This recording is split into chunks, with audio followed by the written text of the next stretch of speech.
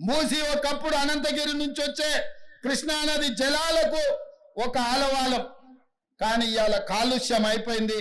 ఇవాళ మన బతుకులను చిందరవందర చేస్తున్నాయి. నల్గొండ జిల్లా రైతులు ఇవాళ ఏడుస్తున్నారు.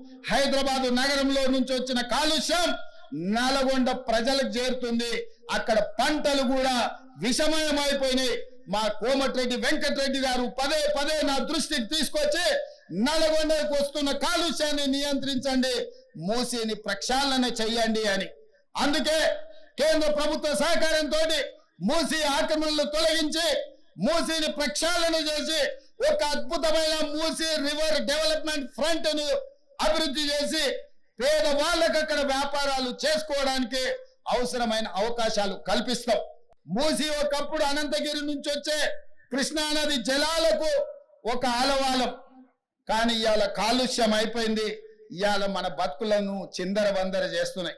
నల్గొండ జిల్లా రైతులు ఇవాళ ఏడుస్తున్నారు. హైదరాబాదు నగరంలో నుంచి వచ్చిన కాలుష్యం నల్గొండ ప్రజలకు చేరుతుంది. అక్కడ పంటలు కూడా విషమయం అయిపోయినాయి. మా కోమటిరెడ్డి వెంకటరెడ్డి గారు పదే పదే నా దృష్టికి తీసుకొచ్చి నల్గొండకు వస్తున్న కాలుష్యాన్ని నియంత్రించండి, మూసిని ప్రక్షాళన చెయ్యండి అని.